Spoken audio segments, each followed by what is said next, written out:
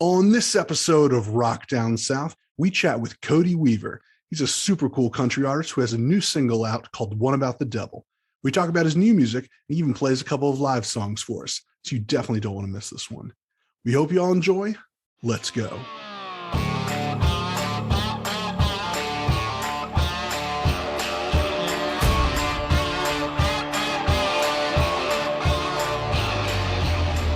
Welcome to another exciting episode of Rock Down South, a show where my friends and I chat with musical artists and ask them the questions we want to know about.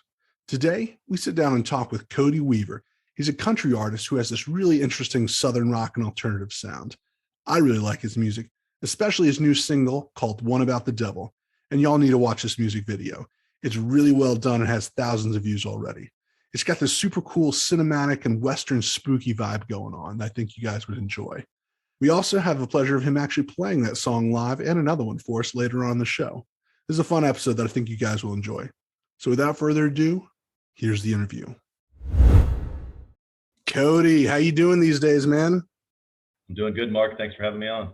Man, thank you so much for jumping on. I was real excited to talk with you today. And so you're originally from Florida. You're like an official Florida man? Yeah, I like to think so, man. I'm fourth or fifth generation. I can't quite remember, but my family's been here since the 1800s. So, yep, I'm a real Florida cracker. That's funny. What part of Florida? Right now, I'm in Buckingham. It's actually where my family homesteaded back in the early 1900s with a marina back in the day, and my family's been here ever since. So, still, I got a little piece of property here with my wife and new baby, and this is where we call home. That's awesome, man. Congrats on the new baby. Thank you. Yeah, it's this is your first one, right? Yes, this is my first son. His name's Anson. He came back in September, and man, it's been awesome. I haven't been getting much sleep, but I love being a dad, man. I can relate, man. I got a newborn as well. It's my firstborn too, so it's a boy, and it's a wonderful feeling, man. It's awesome to join the ranks of fatherhood, and glad to hear you've done the same.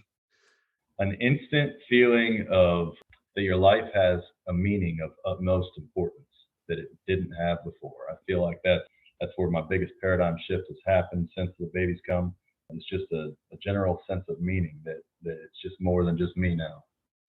Yeah, has that transferred over into your writing at all? Oh, for sure. Which, may not be evident yet because I haven't released anything that I've written recently, but I'm sure you'll see it in the future. Nice. And speaking of family, I think I heard that your wife might help you a little bit with your music. Is that right? Yes, sir. She sings backup for me, and she's always a great, honest opinion too. When I say, "Hey, babe, how does this sound to you?" and she says, "Eh," or she says she loves it. So she's honest with me, and she pushes me to keep pursuing doing what I love, and she adds a whole lot to the band dynamic. And we joke around and call her our eye candy when she's up on stage because she's the only good looking one. And yeah, man, it's great doing this alongside with her, and having that kind of support really means a whole lot. So I'm eternally thankful for it. Oh, that's pretty cool, man. So she definitely does backup in live shows. That must be pretty cool having your family up there like that. Definitely awesome. And every time we let her lead one here and there, and she'll do like a Shania Twain song or something, and the crowd just goes nuts when she steps forward and takes over. Nice. Yeah. Well, cool. Well, I'll definitely have to catch you guys when you're in town. Hopefully you come through Georgia and Atlanta at some point. I would love to. So let's talk a little bit about your musical background. Tell me how all this came together for you. Well, I've played around on instruments, ever since I was a kid. When I was about 8, I started playing guitar and piano. My parents forced me to take piano lessons against my will, which I'm thankful for now because it gave me a better understanding of music. And I really wish I paid attention more because I would love to play piano better. But that kind of opened the door, and I started playing guitar when I was 8. I picked up a cheap pawn shop acoustic guitar with some 4-H money I'd saved up, and I just started playing and pretty much self-taught. I watched a few videos, VHS videos back in the day. And then when I was a teenager, I took lessons for a little bit, like intermediate lessons. And I played in a bunch of worship bands. I played for a couple of churches in particular for a long time, for one for 7 years and one for 10 years. Nice. Then when I got in my early 20s, I started exploring doing my own thing and doing solo gigs all around town here, and started writing music when I was about 19, but didn't really pursue it or put any real effort behind it. I just wrote what I wanted to write, and then later in my 20s, I decided I didn't want to play cover songs anymore, and I just wanted to play my own music. So that's kind of where we're at now. I don't even take cover gigs anymore. I just play my own thing and always create new music and new ideas in here, and living the dream, man. I get to walk out to my studio. I built a little studio on my property, and I walk out here and create, and there's nothing better. Very cool. And what was that turning point to where you said, I think I want to do this full time or professionally? I want to get music out there to the public. When was that kind of turning point where you're like, I want to record professionally, maybe I want to take this to Nashville? Yeah, I don't know. I don't really have a desire to take it to Nashville. I think the Nashville mainstream thing and what I'm doing are total opposites. But I decided it was a trip to Nashville that made me want to get into it. That's what I was more alluding to, because I think I'd heard you say that you recorded in Nashville. Yeah, right. Yeah, so I got an opportunity to go up there and cut a couple records with Brady Saxon Studios, who's pretty well known now in modern country music. And I got to cut a couple of songs with him, and I was green, man. I had never been in a studio before, and I'd never put anything out that I wrote before. And I got a chance to go and cut 2 songs with him. And that was a lot of fun. I got to see what it was like to be in the studio and creating this thing, and I really loved it. I got to put out my first 2 songs, which were Heavy Load and Might Be My Buck, which, my writing and my style has evolved a great amount since then. But that just gave me the taste for it. But that trip did 2 things. It made me know that I wanted to create and put out new music and do my own thing. But it kind of exposed to me what the music machine is in a place like Nashville, and how much I didn't really want to be a part of that. So it kind of just inspired me to get back down to Florida and start working on my own thing and try to figure out another way into the music industry where I'm doing everything myself, and I'm doing it strictly as a passion project. I don't make money out here doing this, and I'm not really too concerned with getting famous. I want to create good music and something that's different than anybody else is making, and really just trying to make it my own. And so that trip to Nashville really inspired me in a number of ways. Well, let's talk about your latest single, One About the Devil. You got a lot of views on that video, man. Yeah, we did. Yeah, I think we caught the algorithm just right by releasing that thing right before Halloween. And, we played into that a bit, releasing it a couple days before Halloween. We wanted to make a spooky music video for it anyway. And we said, hey, this timing's perfect. Hopefully it'll be well received. And, while I say I'm not trying to get famous, I also, I do want my music to be well received and enjoyed. And I want it to be a high quality, professional standard of quality. And, man, yeah, we worked on that music video for several months through the summer, and we released it back October 29th. And it has blown my mind with how much it's blown up on the internet. So yeah, super proud of that. Very proud of my team, my whole band, Jared, Gaucho, Luke, Brittany, Joe. They've all been awesome. We all worked together to make that music video and to produce the song. No outside funding, no record labels, no producers. That's all us. That's all what we were able to pull from our brains. And we did that whole music video on a budget of less than $1,000. And oh my gosh, we put our minds to it and got creative, and that just goes to show what you can accomplish on a small budget as a small-time musician if you quit whining and actually get to work. I was going to say, it's a very good music video. I've watched it several times. It's really well done. It looks almost like a movie when you watch it, of course. And yeah. I like it, man. It is a pretty dark music video and dark song. And not to say that there's not country songs that are, on the darker side, but the video is a little bit different than what you're normally going to watch. It kind of reminded me of a heavy metal video to some extent. You know what I mean? With all that kind of imagery. Definitely. And, most people that know my music know that my 2 influences are traditional country slash bluegrass. I like both of those, and I know they're different genres, but those are my big influences there. And then metal. My guitarist and my drummer are both experienced metal players. You'll notice a lot of that in some of our songs with the double kick and some of the crazy guitar riffs we put in there. So yeah, it would make sense that it kind of mirrored a metal music video. That's kind of what we're aiming at. We're trying to make our own sound here, where it's more of a country rock thing. So yeah. Yeah, I love the sound, man. I absolutely dig it. And Thank you. I was listening to some of your other songs, and man, thank you so much for putting good guitar solos into country songs, man. It's are those your guitar players playing those, or is that you? Yeah, I wish I could shred like that, man. I can't. But yeah, that's my lead guitarist. His name is Jared Morrissey, and he's also the one that does all the video editing and directing and everything.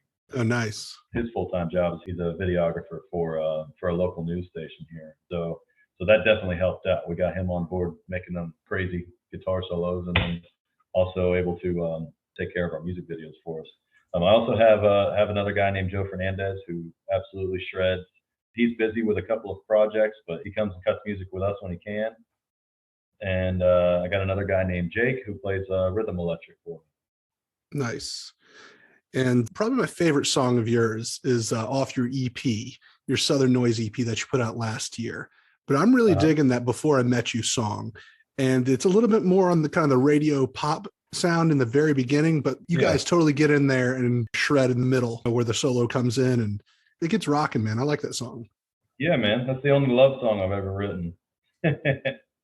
So yeah, we had fun with it. And we have an acoustic version too, we may release later on, which actually kind of captures what my idea of it was a little bit more slowed down and a little more bluegrassy. But we cranked that one out in the studio, and yeah, it came out pretty good. I wrote that song about my wife and wrote it for her, and yeah, it's a fun one. I would like to revisit that song in the future. I think I enjoy it. I feel like we can do it better. It had a good place on that EP, and perhaps it'll have a better place on an album in the future. I would agree, man. That's a strong song. I'd like to see you revisit that one. Yeah. That one. And of course, I love Southern Noise, and you can really kind of hear that Skynyrd influence. I know you're a fan of Skynyrd in that song, with those pianos and everything in the background. And we actually had a guy named Joe Reppert, who's local here. He lives in Cape Coral. It's about 40 minutes from here. And he was one of the original keyboard players on Skynyrd albums way back when, who then got replaced by their, more permanent guy. So when he heard the song and knew we were kind of trying to make like a Skynyrd sounding Southern rock song, he was all over it. He came in and he laid that piano track, and that was a heck of a day watching him jam out. He played a couple old Skynyrd songs, and it was awesome. And it's really cool to have that connection. Music is a big world, but there's a lot of networking that can happen. You can meet some really cool people that have been involved with some really cool projects. And so I've been lucky to have made friends in the right places, and again, really thankful for that. So we're talking rock music. Obviously, this is Rock Down South podcast. So we love our rock and roll and our country, and even heavy metal. So let's talk rock music for a second. I know I listen to a wide variety. I'm sure you probably do too. I like to listen to classic rock, heavy metal, 80s, modern hard rock. But what do you usually like to listen to? Well, I've always been a huge Foo Fighters fan. I always joke around that I want to be the country music Dave Grohl. Really influenced by him, his writing style. And I like watching him perform. I still feel awkward on stage sometimes, so I'll get myself hyped up and I'll watch some videos of Foo Fighters live and over in Wembley Stadium and stuff. And it gets me fired up, and I love his interaction with the audience and everything. So huge Foo Fighters fan. Who else? Man, I mean, I love Skynyrd, as we talked about before. I like a lot of really heavier stuff too. Recently, I've really been getting into Igor. I've been listening to a metal band named called Igor. Very unique arrangement, really crazy and out there. And like when you're listening to it, it's like a freaking roller coaster ride of different things. And I find it super interesting. Really weird. It's not something I can normally just like pop on and vibe to, but it's been real inspiring to hear some of these other bands in the metal scene that are just doing some crazy stuff. really inspiring. I'm taking some of that inspiration, putting it toward country music, so. Nice. I'll have to check out those guys. They sound interesting. Mm-hmm. So I got an interesting question for you. You may have not been asked this one before. What is the worst show that you've ever played? Maybe it was a bad performance you had, a bad crowd, a small crowd, or maybe just a weird venue. I wouldn't say I've ever played a bad show. It is a bummer when you play shows and there's 3 or 4 people there and 2 of them are your merch people. so I've had a few of those, but that just comes with the territory. That's what we're doing, and unless we get a big name for ourselves out there, that's we're going to have shows with not very many people, and I think that's where you show what you're made of, because you still got to get up there and perform your heart out, and if you don't, it's just going to seem phony. So I don't mind it. I'd say my worst gig was the charity event that we did 3 years ago, and we showed up and the stage was a semi-trailer and they didn't have a good sound system, and we had all kind of technical difficulties, and long story short, we only got to get through like half of the first song before they had like a total shutdown of their sound system, and I was very frustrated, and I maybe may have made a jerk of myself, but I kind of stormed off the stage there. So that's the one that sticks out in my mind. That was the worst show we ever had. It sounds frustrating, man, when you're not getting sound out when you're on stage. It was like 4:00 in the afternoon. We got to this venue at 8 a.m. They wanted us there early. They kept pushing back our slot time. It was such a pain. So yeah, that was just all in all a really bad day. Really bad day for everybody. All right, and now Cody's going to play a couple of songs for us. This is Before I Met You off of my Southern Noise EP. Hope you enjoy it.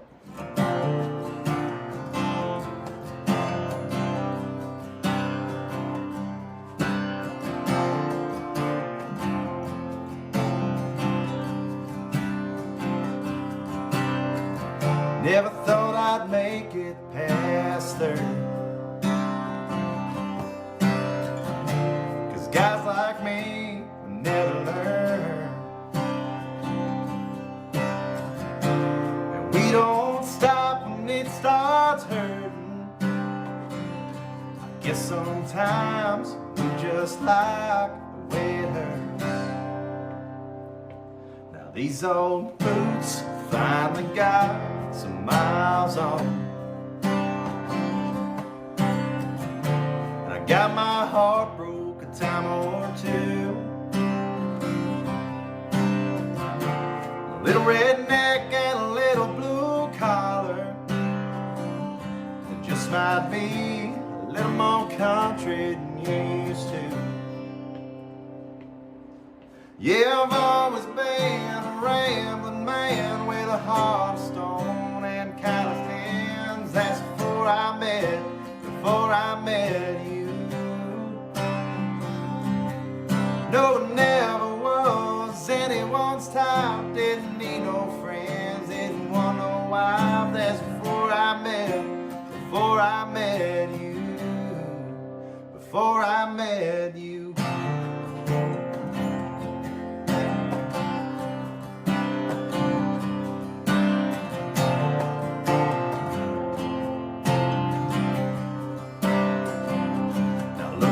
Back, I might have been a few pounds lighter,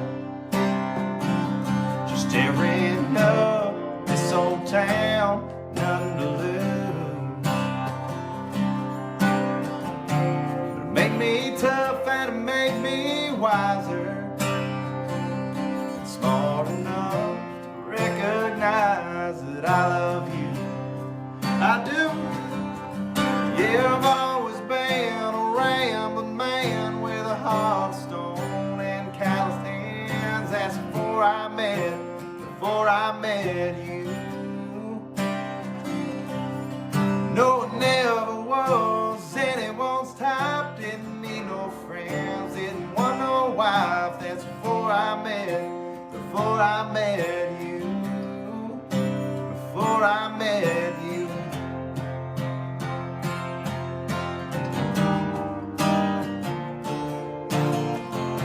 Insert wicked guitar solo here.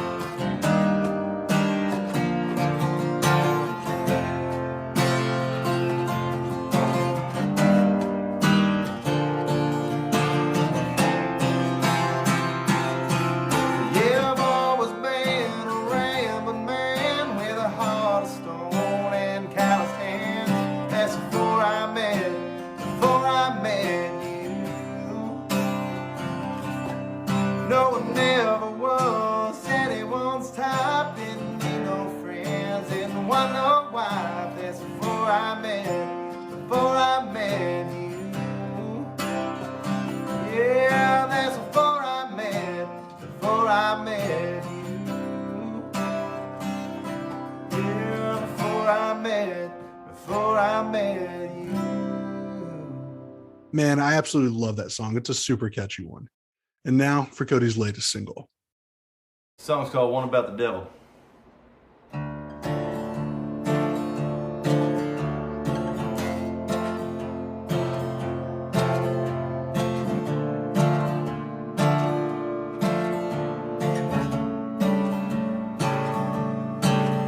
Well, it is what it is, and it does what it does. Daddy always said that's always how it was.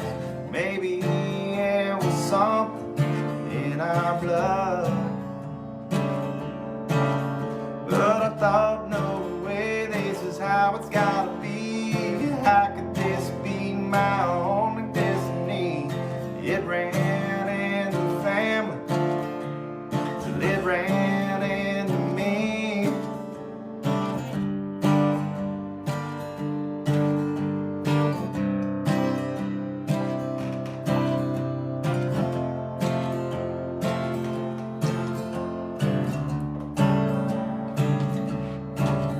With a soul six string and my papa passed down was a one-way ticket out of this town. And I was gonna make some changes, or I was gonna drown.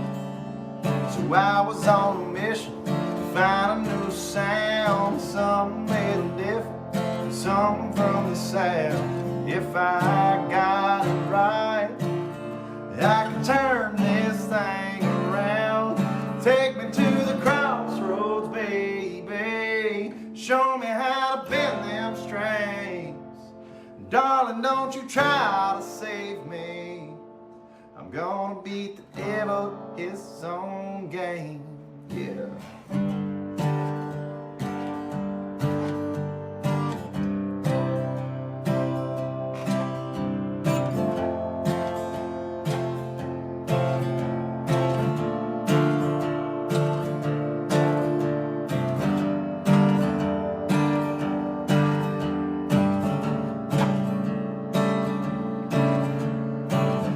You know there's always gonna be hard times. Sometimes life just puts you in the dirt. But I'm gonna use this here guitar, and I'm gonna break my granddaddy's curse. And I know what I stand to lose if my plan doesn't work. But I got a few tricks up my sleeve. I just hope the devil gets to go first. Take me to the crossroads, baby. Show me how to bend them strings. Darling, don't you try to save me. I'm gonna beat the devil. I'm gonna beat the devil at his own game.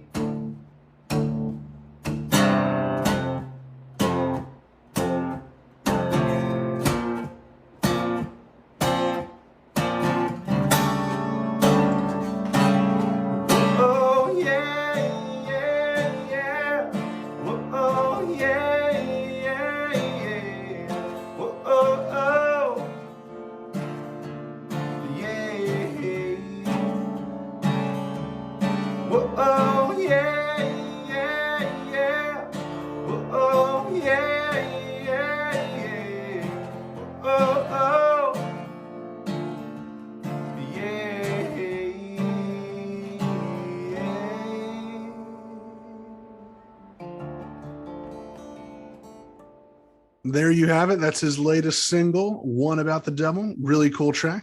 I enjoyed listening to both those songs. Now, let's get back to the interview. So these next three questions are what we close with and ask everyone. Okay. So first question, what would you tell your 21-year-old self? That's a loaded question right there. I would probably tell him to stop sweating small stuff and do what makes you happy.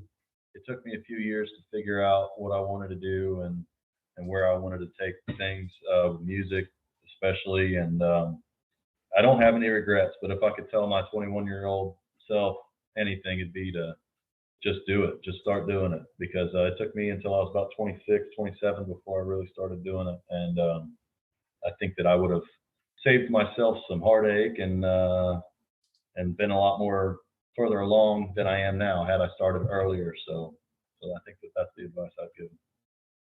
Good answer. So next question. What are you drinking lately? If you don't drink alcohol, it can be anything refreshing you like to drink. Yeah, I'm not much of a drinker. I'm a big sweet tea man, though. I love sweet tea. I'm drinking Chick-fil-A sweet tea at the moment. Delicious. They make good sweet tea. Oh, yeah. Do you go lemon or no lemon? I got lemon this time. And you go full sweet or you do a half and half? If I'm getting just tea without the lemon, I go full sweet. If I'm getting it with the lemon, I go half and half. And so, as you know, this is the Rock Down South podcast. So what is something, or maybe a couple things that come to mind, that you love about the South? Man, I love everything about the South. I'd say the biggest thing, though, is the outdoors. I love the weather. It's warm most of the year, and there's just so much that we can do outside, especially down here in Florida where I'm at. I've got the woods to the east of me, and I got the ocean to the west of me. There's just nothing better. I love to fish. I love to hunt. I love to be in the woods. The ability to do outdoorsy things year round is probably my favorite. Hey, thank you so much, Cody, for being a part of the show today. Where can people find and connect with you online? Hey, Mark, thanks so much for having me on again. You can keep track of my social medias on Facebook, Instagram, and Twitter. All three, my tag is @CodyWeaverMusic. And then you can keep up with my newsletter and other things like that, and check out merch on my website, www.codyweaverofficial.com.